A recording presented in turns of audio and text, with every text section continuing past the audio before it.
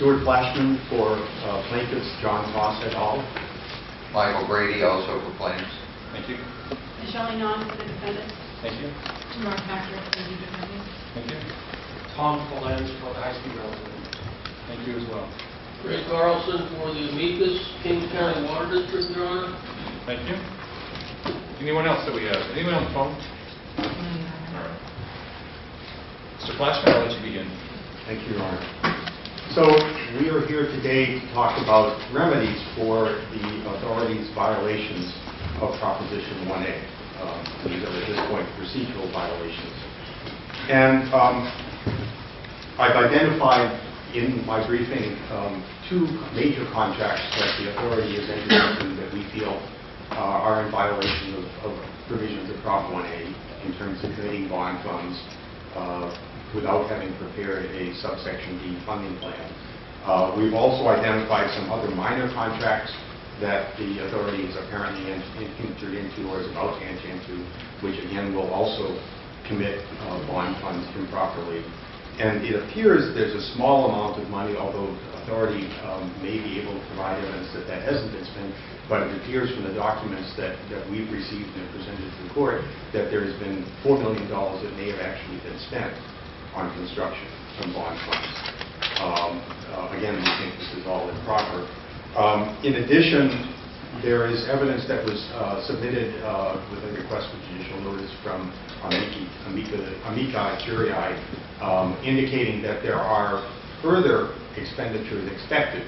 They are not yet finalized. They are basically for the funds I've already talked about have to do with what's called CP1. All in the initial construction segment, there are additional funds being looked at being spent for CP2 and CP3. Those are not yet commitments by the authority, so we're just flagging them as potential future commitments, but they are not anything at the moment. It's illegal. It's just concerning that they're essentially a continuing pattern. And I guess that gets me to what I see as sort of the theme here, and it goes back to really sort of an admonition that's been made by many people. It's been attributed to Will Rogers as well as others. And basically what that says is when you find yourself in a hole, the first thing to do is stop digging. And we feel that the authority doesn't seem to have gotten that, because based on your ruling on the violations of Prop 1A, we think the authority is in a hole. And we think the appropriate thing for the authority to do is stop digging, but they don't seem inclined to do that. And that's why we're here today. Basically, we feel the court needs to step in and say, you need to stop digging, stop digging. Let me ask you this, though. Sure. You have asked the court for remedies that involve a number of things. Yes, Your Honor. Why wouldn't it be sufficient if the court simply issued a remedy to the authority to essentially rescind the original funding plan? Well, as Your Honor pointed out, the question is what are the real and, essentially the substantial and practical impacts of just issuing that writ of mandate. And as Your Honor pointed out, if you don't go beyond that, maybe there are no substantial and practical impacts. But the problem is that the authority is in the process of committing bond funds or has committed bond funds improperly. And that goes beyond just the rescission of the funding plan. That's basically saying that there are additional violations that are ongoing. And those are violations in part because of the fact that they haven't done the funding plan. They haven't done the C funding plan or the D funding plan that need to be done before they can be committing money. But isn't one of the difficulties here that we have this interplay between federal monies and state monies? And at least from the briefing that was done by the state, they're indicating that federal monies are being utilized as opposed to state monies. Federal monies are actually being spent, but by spending the federal monies, and in particular, spending federal monies beyond, because of course the federal monies require a matching of state funds. And at this moment, the only state funds that are available that have been appropriated are the bond funds. So if the federal money is being spent and is requiring a state money match, and the only money available is the bond funds, essentially by expending federal money, they are committing bond funds to be expended. Does the time frame for when the match has to occur impact that, though? It can, and it depends on which of the two funds. On the ARA funds, they are, as you were, front-loaded with the federal money. The state money can be spent later. But with the FY10 grant funds, that's not true. The two have to go together. You have to be spending in fact, actually, under the FY10 grant, they actually have to first spend state money and then get reimbursed with federal money. But they basically spend state money and get reimbursed for the matching share of federal money. So they're starting right off with spending state funds, bond funds, if they're using the FY10 grants. And again, as we pointed out in the briefing, the Fifth Amendment to the ARA grant says that the ARA grant is only supposed to be used in the Fresno and Bakersfield segment. All of the construction currently being contemplated in CP1 is in the Fresno to Merced section, which is not where the ARA funds are supposed to be spent. So the only federal funds they've got available are, in fact, the FY10 grant funds. And those grant funds require intermediate match, in fact, require pre-spending of state money in order to be able to spend federal money. So there's a very strong commitment there, just even by signing the contracts, to saying we're going to be spending state money. Ms. Eno? Your Honor, addressing this issue would require us to know whether the court's going to grant the defendant's objection to the new argument and evidence that was presented in the reply brief, which was addressed by petitioner's counsel here. Assume it's going to be overruled. Okay. Federal monies do not commit bond funds for all the reasons that were stated in our opposition brief. First of all, as the court pointed out, the Bond Act doesn't restrict the use of federal funds. It only restricts the use of bond funds. Secondly, the grant agreements themselves do not commit bond funds. Under the ARA agreement, which are the only federal funds that are being spent now, there's a tapered match funding strategy that allows use of federal funds. Only federal funds are being used. And according to current ratios of the rate of federal spending to state spending, there's been more state spending than federal spending, and there will be no need to match anytime soon. In addition, there is no geographic restriction in the ARA grant, as petitioners assert. The purpose of, first of all, the parties to the funding arrangement believe that ARA funds may be spent to construct the entire segment, including the geographic section that is encompassed by the first construction contract, and the federal government has been funding based on that. So that is the party's understanding. Secondly, the purpose of the Fifth Amendment to the ARA grant was to go to this tapered match strategy to allow advanced spending of federal funds so that the authority could continue to advance this project while complying with the requirements of the Bond Act. In so doing, it is clear from the sections of the grant agreement that relate to the new funding strategy, which required as a component the preparation of quarterly funding contribution plans, the first of which is attached to the plan, that the parties intended to expand the grant to the entire section. Particularly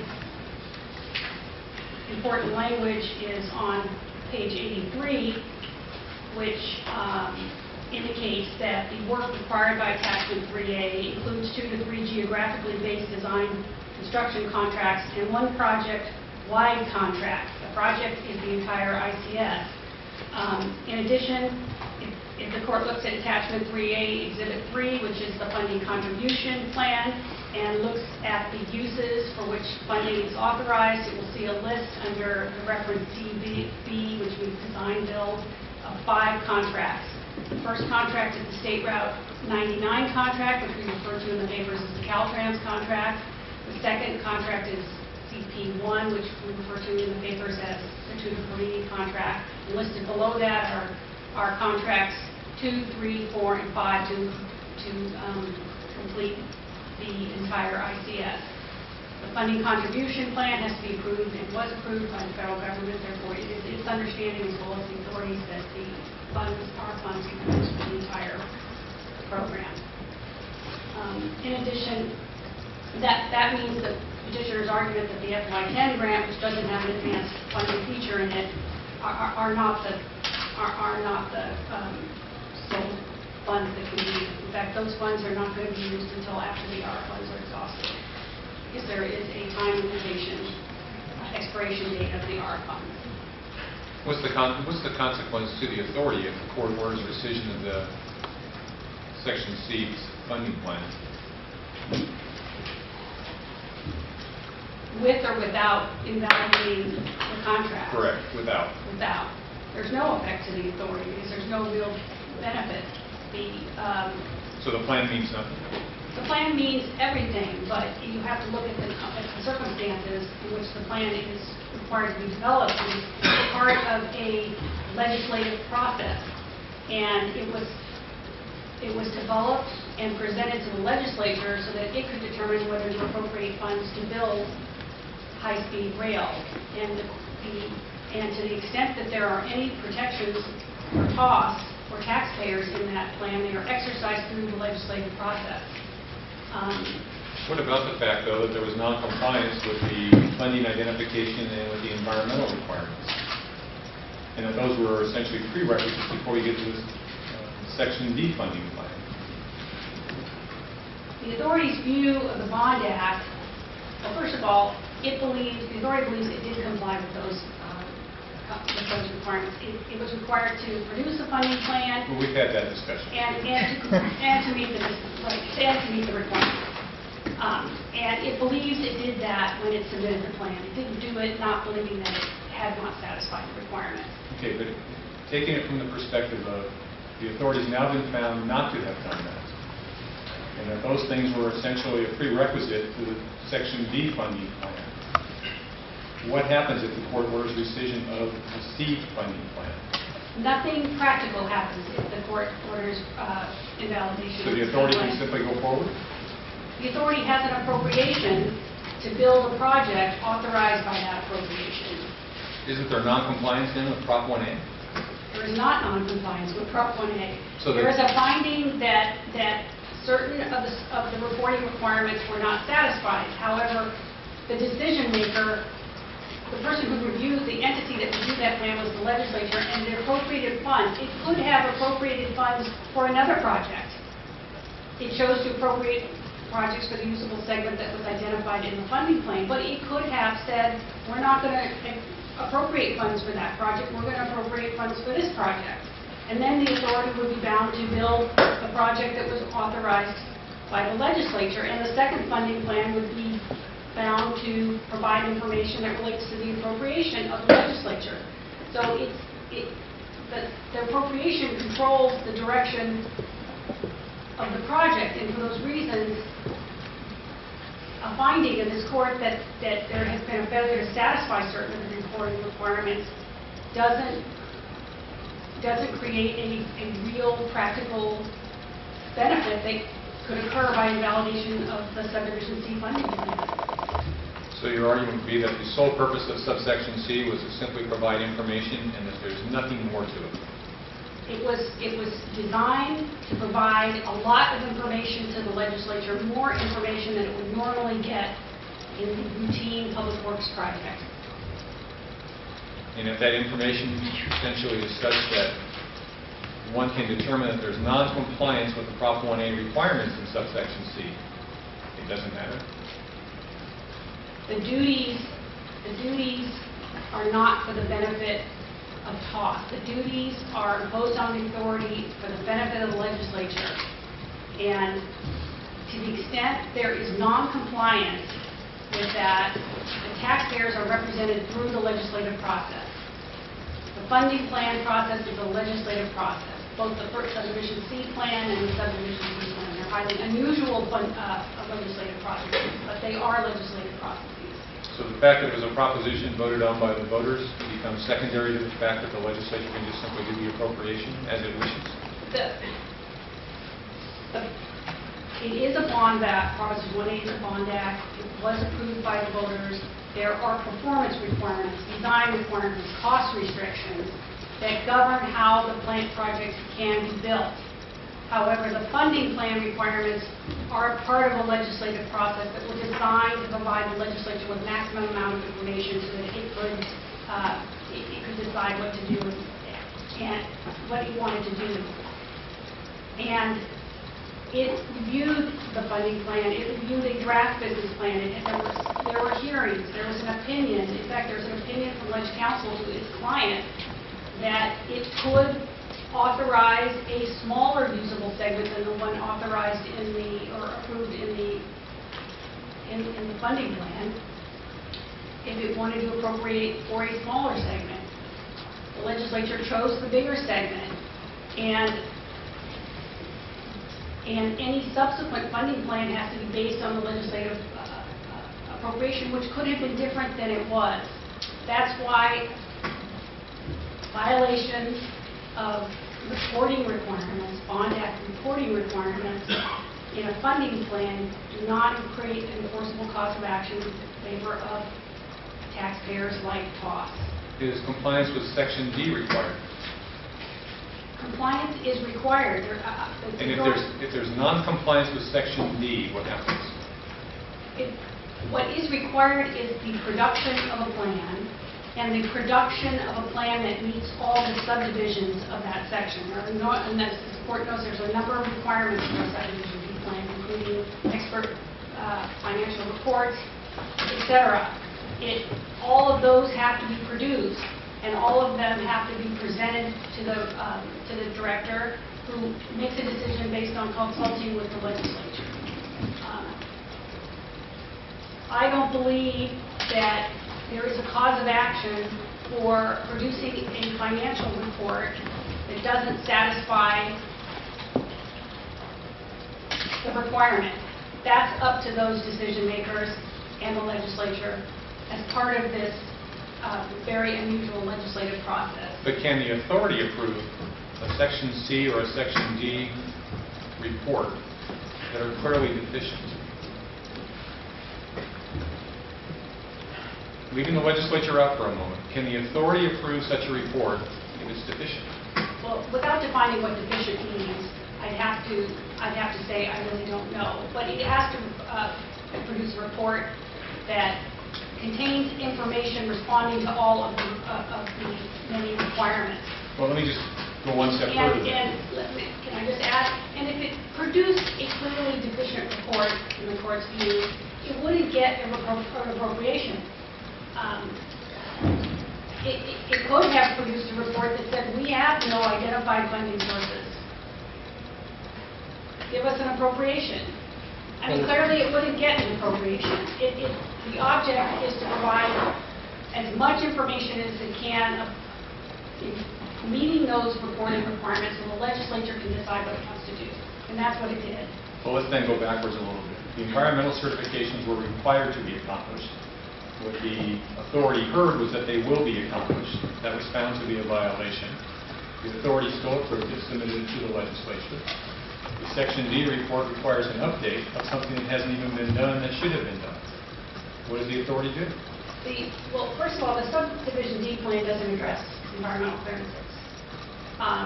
Only the subdivision C plan does. And the subdivision C plan certification was that all certifications, all completions would be in hand before proceeding to construction. That was the promise, that was the certification that was made to the legislature. And the legislature viewed that as compliance with that reporting requirement, based on the statement of the authority and based on the law which requires that. No construction can start without those completions in hand.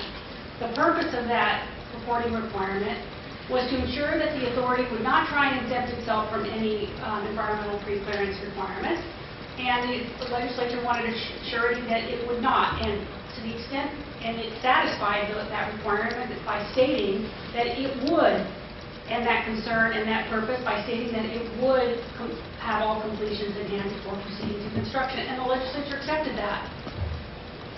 So So if the court were to order a rescission of the Section C funding plan, there would be no consequence. There would be no It wouldn't matter. consequence. Correct. No obligation for the authority to go back and re-adopt a new funding plan consistent with Section C? There would be no obligation to do that. It was submitted to the legislature for an appropriation, and that appropriation is in hand. Mr. Plaskett? So, I guess I have to disagree.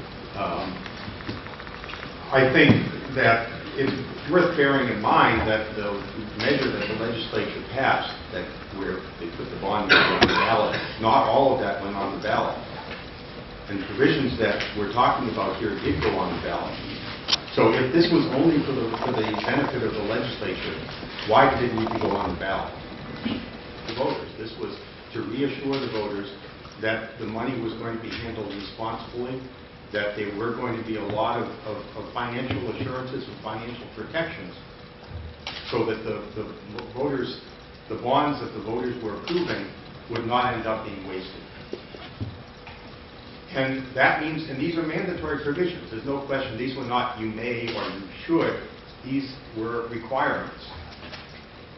When the authority didn't do those requirements, it did not follow through and do a mandatory act, an act that the law specifically enjoins. It's a violation under 1085, under Code of Civil Procedure 1085, and that's why a cause of action is appropriate, because the legislature has violated, the authority violated a mandatory duty. And that can be redressed by ordering a writ issue. Now the question is, what are the consequences of not doing that mandatory duty? According to the authority, they can just go on to the next step and ignore the fact that they didn't complete the mandatory duty. Well, what we argue is that there is a process, and that the subsection C funding plan was a part of that process. And when you skip that part of the process, you can't go on to the next part because it is a process. In essence, in the ballot measure itself and in the ballot materials, it talks about an updated funding plan. Well, you can't update a funding plan that doesn't exist. If the court determines that the subsection C funding plan is not adequate, doesn't satisfy the requirements, then it really needs to order a decision. If the C funding plan is being rescinded, there is no funding plan to update. Why isn't that sufficient? Let's assume the court wants to do that, simply to order rescission. Why wouldn't that be a sufficient remedy? Well, in some ways it might be, in terms of essentially what we would end up then having to do is do a separate cause of action to say they're already violating the requirements of subsection D. But in fact, the fact that they haven't done the subsection C plan properly and are still going ahead and doing provisions, essentially committing funds in violation of subsection D, I think the court has a duty to act there and say, wait a second, you can't be going forward here. You haven't even completed step 1, and you're already going ahead as if you completed step 3. But isn't there at least a question there with regard to the funds in terms of whether or not we're talking federal funds, whether or not we're talking Section G funds? And isn't that part of the difficulty with that? Not exactly, because even if you were to grant the authority's argument that they can use the ARRA funds on the President of the Merced segment, which I don't think that's true, but nevertheless, even when one says that, if one says that, the total amount of those 2 grants plus the ancillary required money comes out to more than $2 billion. So essentially, by signing those 2 grants, those 2 contracts, the authority has said we're going to spend more than $2 billion. Okay, they have to match that with state money. And that means they're committing state money to match that. Now, it's not 100% matched, but that $2 billion has to be matched with somewhere around $1 billion of state money. Well, if you take the subsection G and the subsection H monies, which are the only monies that can't be spent without doing the funding plan in subsection D, those 2 all put together is only $900 million. I say only $900 million. But nevertheless, that's what it is. It's $900 million. That means that the total amount that they can spend without going beyond the subsection G and H is roughly $1.8 billion. They're going beyond that. And consequently, the problem is that by going beyond that, they are essentially committing bond funds, not explicitly committing, but implicitly committing bond funds towards construction, towards subsection D provisions, because they've gone beyond G and H. Or some other funds that That's another issue associated But with that. there aren't any other funds. And if they are going to commit funds that haven't been appropriated, that's a violation of the state constitution. You can't do that without first going to the voters. The only funds that they've gone to the voters for and gotten permission from the voters to do that for are the bond funds, and that's the only funds that are appropriate. So you're kind of left with this one pot of money. There is no other pot. They can't point to some other pot and say, we could use that. There is no other pot. Ms. Enon, do you agree with Mr. Flashman's calculus? I do not agree with his calculus. The only approvals made by the authority are the two contracts that are discussed in the brief, the two Cabrini contracts and the CP1 contract. All future approvals that petitioner is talking about are in the future and have not been committed. Therefore, those cannot be considered commitments. If the court is going to consider future commitments as binding commitments now of the authority, then the entire project is going to violate the subdivision D funding plan requirement. Because those are all going to be made in the future. The only commitments that are at issue are the commitments in the two contracts. And they are together about $1.2 billion, and the state share is roughly half of that. As I mentioned earlier, those contracts are being paid with federal funds. That's allowed under the Bond Act. Under the current ratios of federal and state spending, the state's behind, the feds have to catch up, and there is no matching required anytime soon. Your Honor, I guess I have to beg to differ on some of the arguments that she's making in terms of saying that a commitment is not a commitment unless the money is actually going to be spent in the immediate future. I think the fact that the federal grant agreement requires a match and that they are spending money, and I have to say that the money that's involved here is well more than $1.2 billion, because that doesn't include, that's just the two contracts. That doesn't include the various land acquisition that's not included. That's a separate contract in terms of the purchase of land for the right-of-way. It doesn't include utility relocations. Again, those are separate contracts outside of the Caltrans and the Tutor-Perini Parsons contract. So there's additional money. When you take all of that together, it's well over the $1.2 billion. It's more like $2.1 billion. What about the additional monies Mr. Flashman's identifying? No money has been committed for any of those purposes. No money's been committed for land acquisition. No money's been committed for utility relocations at all. The only committed contracts are the ones that were discussed in the state's opposition brief. So would it be fair to say that money's simply been identified for prospective future activity? Yes. Your Honor, the fact of the matter is that the Tutor-Perini contract and the Caltrans contract can't go forward until there's land to do it on. They're talking about breaking ground in early this next year. Where are they going to break ground if they haven't bought the land? If they need to relocate the utilities, that needs to happen first before they start doing construction. So if they're breaking ground, say in January or February of 2014, those other contracts, if they haven't been signed yet, they're going to have to be signed very soon. And in fact, the authority has been trumpeting the fact they've already opened an office to involve itself in the real estate acquisition. They've made deals already with people to buy their land. There's been articles in the newspaper about closing a restaurant because the authority is buying it and going to tear it down for the construction. So when they say there are no contracts, I have to say, well, how come these lands are being acquired if there are no contracts? Where's the money coming from that? Ms. Enon? The authority, Your Honor, the petitioners have to show commitments of bond funds that violate the Bond Act. There are obviously going to be land purchases that are going to occur in the next year. But those are going to be paid with federal funds to the extent that bond funds are not available for use at that time. The important thing is that the only commitments now are comply with the Bond Act. They are not using bond funds because they can't use bond funds. And we can't be discussing future commitments because those have not been made. And we'll have to discuss whether those violate the Bond Act if and when they are made. But I think Mr. Classman's argument is that when you take into account the two contracts that we've been talking about, those total $1.2 billion. And then when you take into account additional expenditures that would be necessary in order to implement those two contracts, the $1.2 billion goes up. That's correct, but the total amount of the grant is $3.4 billion. And then we're talking about the matching funds and whether or not the matching funds then exceed the allowable amounts available to the state. That may occur in the future, and at that time, a decision will have to be made. But those are decisions that are going to be made by the executive agencies of the state of California and that are not the subject of a writ. Right now, the authority is walking a fine line between moving this project along and complying with the Bond Act, and it is complying with the Bond Act requirements.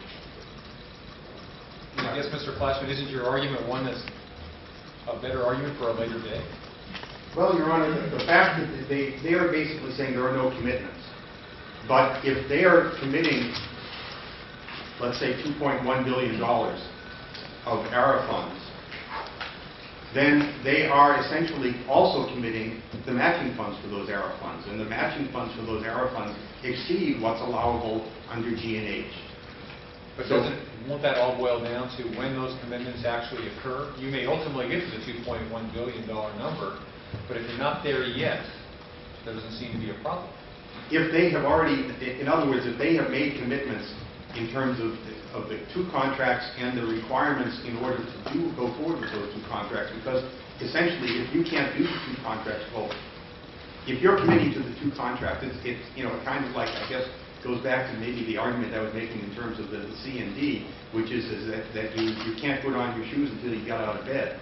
And if they're saying we're going forward with these two contracts, and those two contracts require, before you go forward with this contract, you've got to buy the land, you've got to relocate the utilities. By committing to going forward with those two contracts, you've also committed to doing those other precondition things. Purchasing the land, relocating the utilities. You can't start doing construction until you've got the land to do it on. You can't start doing construction until you've relocated the utilities that you'd be damaging if you went ahead with the construction without doing that. So they've committed to the whole package. Well, I don't disagree with essentially the logic, but it is still somewhat anticipatory.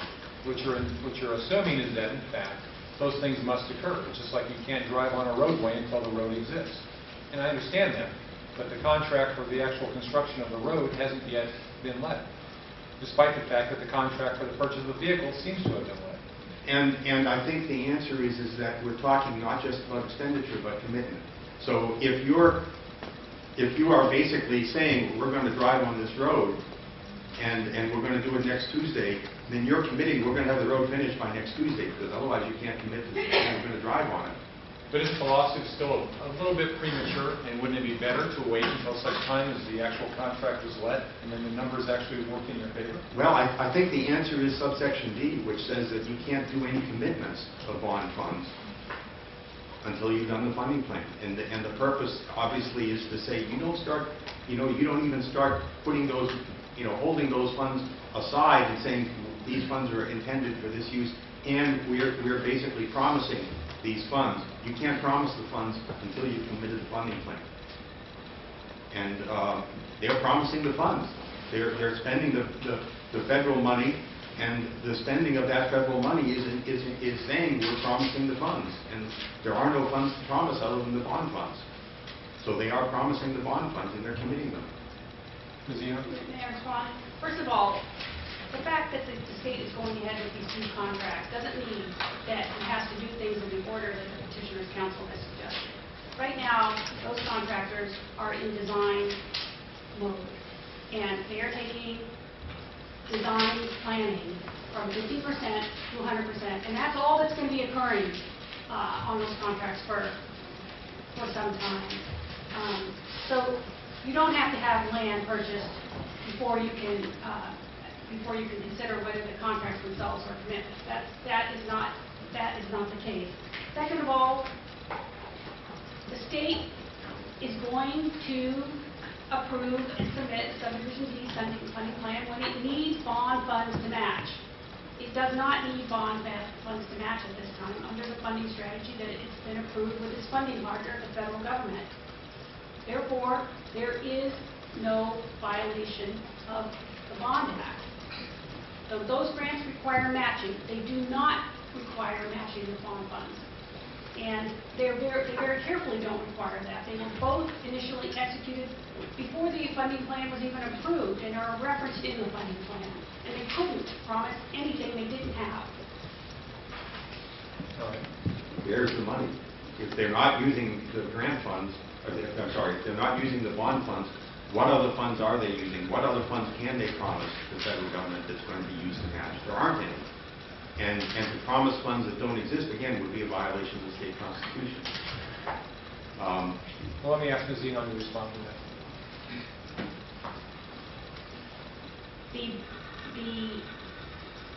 Our grants, the two grants were executed with the expectation that there would be bond funds to match. They clearly indicate that. And the only debt that is prohibited by the California Constitution is debt that's compelled. These grant agreements don't compel any debt. All they do is obligate the state to match. The state, the case law that interprets the California constitutional provision has indicated that contingent liabilities and contingent debt are not debt within the meaning of the constitutional provision. And that's what exists here. You've lost me. If it's an obligated, if it's an obligatory match, how is it contingent? It's contingent because the expectation is that bond funds will be available to match. It's contingent because other state funds may not be necessary to match. There are a lot of options available to the state if it doesn't have bond funds available, including termination of the contract. It's contingent because the grant language itself makes the commitment to match contingent. If the court looks at the language on page 3 and page 38 and page 93, it's clear that if bond funds are not expected to be able to match, the authority shall make all reasonable efforts to secure another funding source. That is the funding arrangement that has been set up. Additionally, it's also contingent because there's no obligation to match now. As we stated in our opposition papers, the state has spent far more than the federal government has spent. We are in a catch-up mode against federal spending.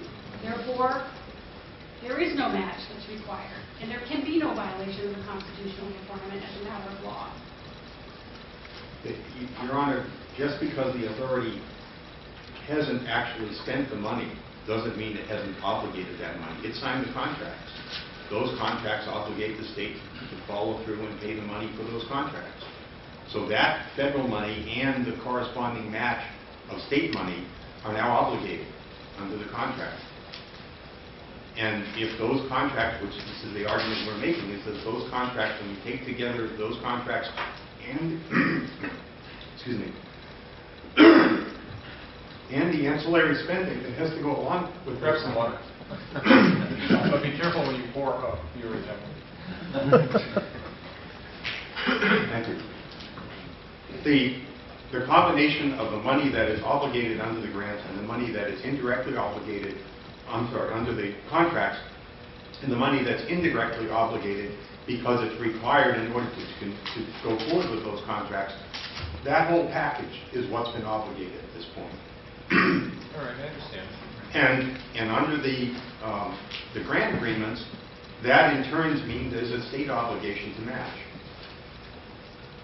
And while the authority may argue, well, there's a difference between an obligation and an obligation, I think an obligation is an obligation.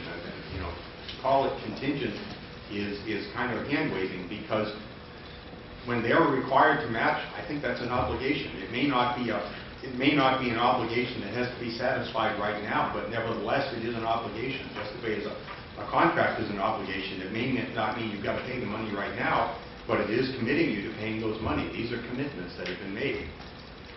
And the commitment of matching funds is just as much commitment, even if it's not, even if the funds aren't actually required to be put up front and paid out for 5 years.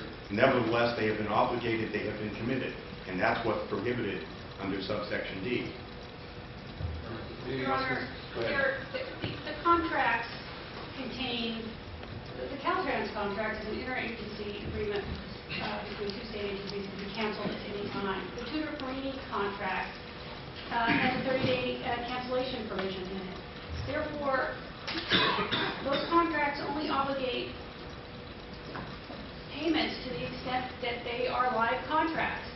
And in the case of the Tudor-Perini contracts, the state is proceeding very carefully, giving the contractor very limited notices to proceed as we go along, and as we resolve, so that the authority can try to resolve the problems with validation of the bond, and still allow this program to proceed. The contracts are for certain amounts of money. However, the state has been very careful to make sure that those contracts are canceled and rescinded if necessary. They do not commit the state to the entire amount of those contracts. And if they have those clauses in them, how does that basically provide for an, in a sense, a permanent obligation? If the contracts can be canceled, then isn't the obligation, as Ms. Zenon argues, a contingent one?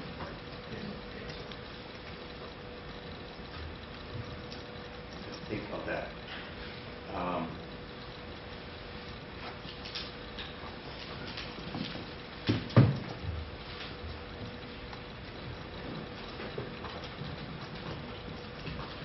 I'll leave it as a rhetorical question for now. Okay. I think I understand the issues, unless counsel wanted to offer something else. The one other thing that I think that we raised in our brief, and that I think that the court may wish to address is the question about what about moving forward and spending the federal money when the 526A action is still pending. And the issue is there that the federal money's expenditure is essentially to build the initial construction segment. If, in fact, the 526A action is successful and the court ends up concluding that the grant money cannot be spent on this project because it's not this project that the voters approved, then you've got roughly $3.2 billion of federal money that you're gone ahead and started spending, but you can't do anything useful with that $3.2 billion. You can't build even a segment that has independent utility. You can build, you can prepare a track bed for the eventual laying of tracks that aren't going to get laid, but that's not going to give you something that has any utility. It's essentially wasting all that money. But isn't that a subsequent issue? Isn't that an issue for a later day when both parties have had a chance to go through the 526 issues? Well, the question is if that money goes forward and it's already been wasted, there's no way to get it back. And I understand that, but what you're in effect asking is that the court preclude the state from utilizing the monies that are being provided by the federal government because of the anticipation that you may be successful on the 526 action. I would say that basically that the part that we're concerned about in terms of the use of federal money, and we're not talking a long time period, we're talking, as we'll discuss in the case management conference, we're talking about until we can get that case to trial, those costs of action to trial, which I would think is a matter of a few months. And what we're basically just saying is you should issue a TRO against spending any federal money towards construction, because the other money arguably is not wasted. If you're doing planning, arguably you could plan something and maybe figure we'll find another way to finance it later. But until you actually start building the actual construction, you aren't building something that is kind of, well, now we built it and it doesn't have any use and it's going to, basically go to waste. Ms. Zenon, do you want to say anything? Yes. First of all, the 526A claims are based on the same legal claims as the RIT claims. And if the RIT claims are denied for lack of a remedy, then the waste claims aren't necessarily decided. Furthermore, there would be no grounds for issuance of a temporary restraining order on use of the federal grant. The use of federal funds is not even a claim in the second amendment complaint. Therefore, restricting the state's use of that under this complaint would be highly improper. In addition, there's case law that indicates that temporary restraining orders or any kind of preliminary restraining orders are inappropriate in waste cases. This is because taxpayer allegations of waste just aren't irreparable injury, at least that's been defined by the court. The relevant case is White v. Davis, and I think we cited it in our papers. There's just absolutely no reason, both legally and procedurally, to enjoin the use of federal funds while this case continues. Question? Your Honor, first off, I have to again disagree on whether the 526A actions are essentially rendered empty by the. Let me interrupt you, though. Sure. I think we have migrated. One of the difficulties at this point in time is that the court requested a hearing today to talk about the particular remedies for its findings previously. The 526 action is a part of this case, but we've now migrated into, in effect, a sensible request for a TRO on federal monies. Neither party has actually provided any true briefing for a TRO on that issue. The state would be at a disadvantage on that. Leave that for another day? Well, I think it's premature at this point in time. We're going to have a case management conference after this particular hearing to talk about the 526A action and how we were going to proceed on it. It just seems like we've jumped the schedule.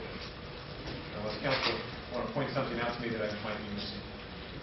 I just want to add one more thing on this is on the actual remedies we're talking about here, and that is the nature of the injunction that we're asking for in terms of the expenditure of bond funds on the construction contracts. And essentially, it may be that the authority is arguing we're not going to use any bond funds, we're not committing any bond funds. Then essentially, what's the problem with issuing that injunction? Why are they so strongly opposed to having that injunction issue if it isn't going to interfere with what they're actually planning to do? Ms. Eno, do you want to respond? Well, they haven't proven that the authority has entered into any commitments that violate the requirements of subdivision D. Therefore, there'd be no reason to issue an injunction. The authority has every intention of producing a subdivision D funding plan when it needs to use bond funds to construct. All right. Well, Your Honor, I think there's a difference between when you're planning to use bond funds and when you're planning to commit bond funds. And I think the idea of the injunction was to prohibit the authority from using or committing bond funds towards construction, which is basically saying you are limited in terms of what you can use and in terms of what you can commit bond funds to the amount of the subsection G and H. And if you're going beyond the subsection G and H, you are necessarily committing bond funds to construction or to mix the subsection D activities. And that's the reason is basically to say you need to be aware that you're not just free as long as you don't actually start using the funds towards construction. You're not free to just go ahead and commit them in a way that will eventually result in their use. Any final words you'd like to add? I misspoke when I spoke last. A subdivision D funding plan will be approved and submitted to the appropriate people when the authority needs to commit bond funds for expenditure. I have one last preliminary matter, and that concerns the other writ claims that were pled in the Second Amendment complaint that weren't discussed in the court's ruling. The defendants would ask that all the pled writ claims be dismissed since we had a trial on the merits of those claims. That all of the remaining claims were unaddressed by petitioners in their papers on the merits and should be considered abandoned. And at the hearing on the merits, in May, the Petitioners' Council indicated that all those claims were not right anyway. Therefore, we'd ask in a final ruling the court that the court dismiss all writ claims that are pled in the Second Amendment complaint. In addition, in the state's opposition on the merits, it asked for dismissal of all individual defendants as well, and provided briefing on that, and we would appreciate it if those defendants could also be dismissed from all the writ claims. Mr. Fleishman? Your Honor, in terms of the writ claims that were not followed through on, I think it would be, because we agree that some of those claims are not right and they could be dismissed as not right. In terms of individual defendants, I don't think we do agree, because there is still the potential of having to enjoin action by individual defendants, and if that's the case, they need to stay in the case. All right. Submitted. May I respond to that just briefly? Briefly. The only authority that is authorized to commit or spend bond funds is the authority, and that authority would remain as the defendant in the action. I'm asking for dismissal of the individual defendants, including the governor, the controller, the treasurer. Those people would not be involved in any injunction that could be issued by the court. And she seems to be correct, Mr. Fleishman. Why would they be? Well, to the extent that the controller, for example, is responsible for dispersing funds, then if there's a violation of subsection D, we ought to be able to tell the controller you can't disperse those funds because it's improper. But don't you accomplish the same objective if, in fact, the authority is enjoined from any expenditures? If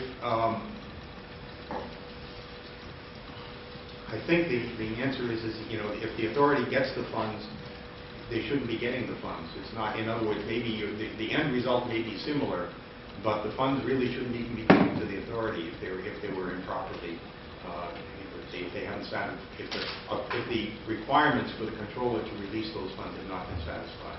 It isn't a fundamental claim against the authority, and to the extent that the authority is subject to any injunction that may be issued, the other parties are almost irrelevant. And we're anticipating what may or may not happen. The real focus is still on the authority.